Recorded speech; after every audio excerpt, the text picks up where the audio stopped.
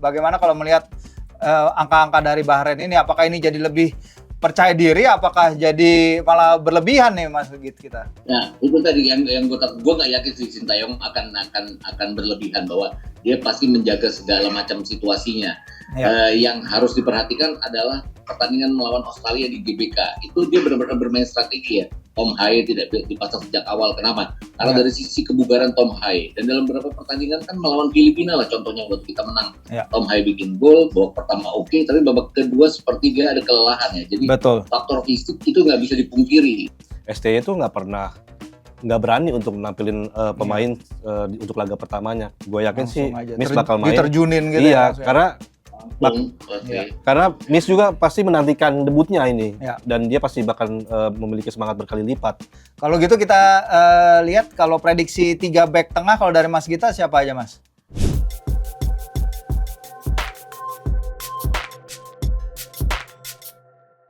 Halo sahabat Kompas.com, kita kembali lagi di Sporty untuk edisi spesial preview pertandingan Timnas Indonesia di kualifikasi Piala Dunia 2026 ronde 3. Kali ini Timnas akan menghadapi 2 laga tandang beruntun, yaitu menghadapi Bahrain dan juga China. Nah, pertama adalah pertandingan menghadapi Bahrain di National Stadium Bahrain ya, tanggal hari Kamis tanggal 10.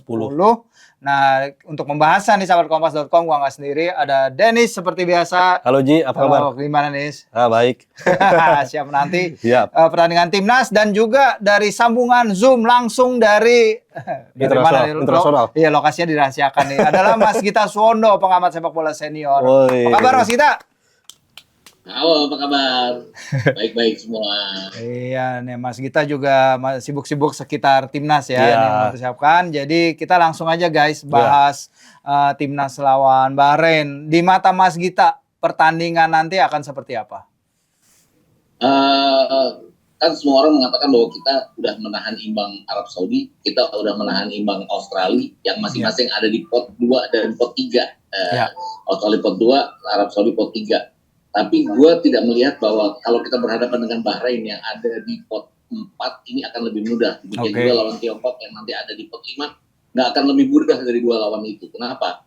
Karena mereka pasti akan mempersiapkan, terutama pertandingan lawan Bahrain ya, di mana banyak sekali cerita-cerita tentang bagaimana mereka memainkan peran provokasi untuk mengatasi lawan-lawannya ini yang sangat gue takutkan. Dan terutama pada saat kita berhadapan dengan tim-tim dari Jazirah Arab. Lawan Arab Saudi aja kan terlihat ada beberapa kali mereka pada saat mereka nggak berkembang di babak pertama, mereka melakukan hal yang sama, bisa kita atasi. Mudah-mudahan ini juga, ini yang gue pikir bahwa inisiatif pertama akan dilakukan oleh pasukannya STY untuk memulai awal pertandingan nanti melawan Bahrain. Iya nih, memainkan peran ini ya, kalau antagonis itu seperti yang Mas Gita bilang, itu emang salah satu kelemahannya tim Shin ya, biasanya kalau lawan bermain keras, seperti yang kita lihat di beberapa pertandingan di Piala Asia kemarin ya. Gimana menurut lo Nis? Kalau menurut gua sih memang permainan nanti nggak jauh berbeda lawan Indonesia, lawan Australia sama Arab Saudi. Yang paling penting juga ini kebugarannya Martin Paes ya, sebagai tembok terakhir ya Mas Gita. Per hari ini dia dijadwalkan tiba pukul 14 waktu Bahrain, dan kondisinya sedang cedera dan akan dipantau oleh tim dokter Indonesia pada laga nanti. Dan yang terpenting juga, walaupun Martin Paes main, bisa diupayakan bola tidak langsung ke Martin Paes, artinya sudah ditanggulangi oleh barisan pertahanan Indonesia, karena sangat riskan untuk membiarkan Bahrain nanti membuka tembakan. Ya, soal tembakan nih Mas Gita, menarik juga karena kita itu rada bocor ya, walaupun kita hanya kebobolan 1 gol di Jeddah dan 1 gol di GBK. Tapi ketika melawan Australia kalau nggak salah ada 18 tembakan lawan ke gawang Martin, dan juga 19 tembakan dari Arab Saudi. Ini kalau di mata Mas Gita bagaimana nih cara Coach Shin memperbaiki aspek defensif ini Mas? Nah, kalau gue lihat terutama pertandingan melawan GBK ya, kebetulan gue ada di stadion saat itu. Blocking kita nggak terlalu ketat ya dibandingkan dengan babak pertama pada saat kita berhadapan dengan Arab Saudi, kandang Arab Saudi. Ini yang gue pikir bahwa kita harus memperbaiki dari sisi blocking, bukan sekedar clearance ya. Kadang kita melakukan clearance, kadang kita melakukan stealing the ball yang dilakukan oleh Rizky Ridho dengan baik, tapi pada saat dia melakukan passing pertama itu yang membuat lawan cepat sekali masuk ke daerah pertahanan kita. Itu yang dilakukan oleh Australia sepanjang 30 menit babak pertama dan sepanjang babak kedua. Ini yang benar-benar kita harus atai. Nggak bisa terus-terusan bahwa kita mengandalkan Martin Pass. Betul. Pasti akan ada momen di mana dia takluk seperti halnya pada saat pertandingan melawan Arab Saudi ya, di mana bola di flag itu nggak bisa diatasi. Dan ini kalau kita lihat melawan Arab Saudi dia ada 9 kali penyelamatan, termasuk penalti. Melawan Australia dia dengan juga 9 penyelamatan. Nggak bisa terus-terusan hal seperti ini. Walaupun gue yakin bahwa Bahrain dari sisi firepower tidak akan sebanyak yang dilakukan oleh Arab Saudi dan Australia nantinya. Iya, secara firepower ya emang kalau dilihat dari beberapa pertandingan terakhir Bahrain ini sebenarnya mereka tuh nggak pernah mencetak lebih dari 1 gol dalam 11 dari 13 pertandingan terakhir mereka sejak akhir November. Itu pun 2 pertandingan di mana mereka cetak lebih dari 1 gol per laga itu hanya menghadapi Nepal 2 pertandingan ya 3-0 dan 5-0. Bahrain sendiri sebenarnya seret ya. Iya, rada seret juga mereka. Dan Bahrain itu sebenarnya ketika menghadapi tim dari Asia Tenggara, mereka hanya menang 1-0 atas Malaysia di Piala Asia 2023 dan 1-0 Filipina pada laga persahabatan. Mungkin dari Mas Gita dulu, bagaimana kalau melihat angka-angka dari Bahrain ini, apakah ini jadi lebih percaya diri, apakah jadi malah berlebihan nih Mas Gita? Nah, itu tadi yang gue nggak yakin si Sintayong akan berlebihan, bahwa dia pasti menjaga segala macam situasinya. Yang harus diperhatikan adalah pertandingan melawan Australia di GBK. Itu dia benar-benar bermain strategi ya. Tom Haye tidak dipasang sejak awal. Kenapa? Karena dari sisi kebugaran Tom Haye. Dan dalam beberapa pertandingan kan melawan Filipina lah contohnya waktu kita menang. Tom Haye bikin gol, babak pertama oke, tapi babak kedua seperti dia ada kelelahan ya. Jadi faktor fisik itu nggak bisa dipungkiri dengan permainan yang terus bergerak seperti yang ditampilkan Sintayong itu berpengaruh terhadap Tom Haye. Dan ini dengan udara kering di Jazirah Arab ya juga harus diperhatikan kebugaran dari Tom Haye. Gak bisa dipungkiri bahwa dia adalah pemain kunci di lapangan tengah kita yang praktis harus bermain fit selama 90 menit untuk kalau kita ingin mencuri 3 poin. Kan situasinya adalah harus 3 poin nih kalau kita ingin berkembang lebih lanjut ke babak-babak selanjutnya. Harus 3 poin, berat ya. PSSI targetnya berapa nih? Tuh gue nggak salah baca nih beberapa dari. Kayaknya ngikutin Mas Gita deh 3 poin. 3 poin. 3 poin di Bahrain. Kan sebenarnya kalau targetnya gini, 4 poin dari Bahrain, 4 poin dari Arab Saudi ya kita bisa lolos ke playoff ya. 4 poin dari masing-masing dari 2 pertemuan itu ya. Ya Tiongkok. 4 poin dari Bahrain, 4 poin dari Tiongkok, kita akan melaju ke babak berikutnya dengan ada di urutan ketiga atau 4. Dan ya praktis kita harus bermain imbang di Bahrain ini untuk bisa mendapatkan target seperti itu. Gitu. Pulang tanpa kalah. Lawan tim yang sekarang rank 76 dunia nih, gimana? Bisa, yang penting Martin Paes bugar. Iya itu ya. Hilgers juga main, ya kan? Ya. Nah sekarang yang bikin pusing STY kalau si Martin Paes nggak bisa main nih. Ya berarti kan artinya harus menguatkan lini pertahanannya ya. Entah Jordi Amat juga dimainkan nanti sebagai gelandang bertahan ya. Apalagi dia juga punya sebuah umpan terukur ketika mendapatkan bola dari belakang ya. Nah seperti itu sih. Seperti itu. Nah, kalau soal Jordi, Mas Gita melihatnya seperti apa nih? Emang dia kalau kita lihat ketika melawan Irak ya melakukan beberapa kesalahan, terus ketika Filipina juga dia sempat terlibat, tapi STY tetap memanggil dia. Bahkan STY datang langsung ke Johor ya untuk ketemu Jordi. Pasti ada rasa percaya tinggi kepada Jordi dari Coach Shin. Nah, menurut Mas Gita bagaimana nih kehadiran kembalinya Jordi setelah dia? Nggak yakin bahwa dia akan jadi starter kalau lihat kondisinya, bahwa dia kan termasuk yang kalau bisa dibilang senior ya dari sisi usia. Betul. Kemudian kalau dari sisi 3 pemain di belakang kan kita punya Rizky Ridho, Hubner nggak main tapi ada Miss Hilgers yang baru datang juga ya, yang kalau orang bilang masa sih dia langsung jadi starter, tapi SCI kan selalu Verdong jadi starter langsung pada saat dia involve pertama. Betul. Kemudian ada JIZ juga, jadi nggak yakin bahwa dia akan jadi starter kalau kita bicara Jordi Amat. Tapi opsi pada saat nanti lapangan tengah nggak jalan, siapa tahu dia bisa jadi DM atau segala macam, walaupun riskan ya. Kemudian kalau ada situasi yang tidak memungkinkan, mudah-mudahan nggak sampai di 3 belakang kita, ya Jordi Amat akan bisa menjadi pilihan, walaupun kerap riskan. Tapi kan kalau melihat Bahrain juga pemain-pemainnya tidak secepat yang ditampilkan oleh Irak, yang ditampilkan oleh Arab Saudi dan juga Australia. Jadi masih gue lihat bahwa dengan kedatangan Jordi Amat akan bisa merupakan opsi pilihan bagi Sintayong. Oke, menarik ya kalau kita ngomongin Bahrain, emang 2 pertandingan pertama mereka menghadapi Jepang dan menghadapi Australia. Sebenarnya kita nggak bisa ngambil terlalu banyak kesimpulan ya juga Mas Gita ya dari 2 pertandingan itu. Karena walaupun mereka bermain 4-4-2 medium block, tapi mereka sangat defensif di laga itu, di mana mereka mencatatkan kurang dari 30% dari possession bola lawan Australia dan Jepang. Memang serangan lebih banyak datang dari sektor flank, tapi ya jadinya sektor flank kita juga harus lebih waspada ya. Mungkin kehadiran Miss kalau menurut Dennis gimana? Ya, sebuah poin baik lah buat lini pertahanan kita ya, kehadiran Miss. Ya, ini laga pertama yang tadi seperti Mas Gita bilang bahwa STY itu nggak berani untuk nampilin pemain untuk laga pertamanya. Gue yakin sih Miss bakal main. Diterjunin gitu ya. Karena Ya. karena Miss juga pasti menantikan debutnya ini dan dia pasti bakal memiliki semangat berkali lipat. Benar. Kalau gitu kita lihat kalau prediksi 3 back tengah kalau dari Mas Gita siapa aja Mas? Kalau ngelihat situasinya sekarang dengan adanya Hubner nggak bisa main dan kemudian Miss Hilgers main, Hilgers akan di kanan, JIS di tengah, Rizky Ridho di kiri. Orang kan bilang Rizky Ridho biasa di kanan, nggak biasa di kiri. Tapi Persija dia sering loh main di kiri akhir-akhir ini. Jadi kalau gue lihat adalah ya itu adaptasi yang dilakukan oleh Rizky Ridho untuk dia bisa involve dimanapun di Sintayong. Jadi 3 di belakang tuh Hilgers, Izes dan Rizky Ridho. Hilgers, Izes dan Rizky Ridho. Kalau menurut Dennis? Ya sama sih. Sama? Ya. 3 itu? 3 itu. Sebenarnya kalau gue ya mungkin opsi lain kan adalah sebenarnya Izes di Venezia dia main di sektor kiri tengah pertahanan bisa tuh.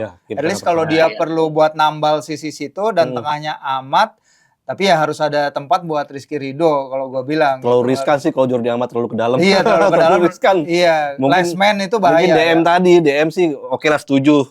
Kalau dia sebagai back tengah ya bahaya sih kalau menurut gue. Ya kalau kita lihat lini tengah ke depan deh sekarang ya. Kalau misalnya Jordi jadi di situ, tapi kan kita perlu orang yang bisa menambal lini tengah gitu ya Mas Gita ya. Karena di Jeddah itu ketika lawan Arab Saudi menit 60 itu lini tengahnya udah kosong. Lawan bisa menembus pertahanan kita, terutama ketika si bek kanan yang baru masuk dari bench itu siapa tuh yang main di Roma, dia penetrasi langsung nembus lini tengah kita. Nah, apakah menaruh Amat di tengah itu bisa jadi solusi, Mas Gita? Gue takut deh kecepatannya dari Jordi Amat. Tapi kalau dia dimainkan di babak kedua mungkin bisa jadi solusi ya. Tapi ini artinya kan harus menarik salah satu dari Nathan Choaon atau Tom Hai. Atau Tom Hai dimainkan belakangan seperti halnya pada saat melawan Australia di GBK, itu artinya Ivar Jenner dan juga Nathan Choaon. Mungkin Jordi Amat bisa menjadi solusi, tapi nggak dari awal. Di babak kedua kalau Ivar Jenner dan Nathan Choaon tidak berfungsi dengan baik. Gitu. Oke. Nes, gimana cara untuk menambal lini tengah kita tuh? Gue sih lebih ke Nathan sama Ivar Jenner ya, karena udah beberapa pertandingan udah terlihat padu. Yang gue lihat seperti itu ya, mungkin tadi di depannya lagi Tom Hai kayak gitu. Dia ada Tom Hai tetap ya. Kirinya Ragnar lah. Ragnar tetap. Eliano main kali ya. Lo kemarin di break terakhir ketemu di jeda di ronde laga internasional terakhir ketemu Ragnar, ada insight apa nih dari dia soal timnas? Kalau dia ya apa ya? Sama seperti pemain lainnya, fokus kalau di timnas ya fokus untuk timnas.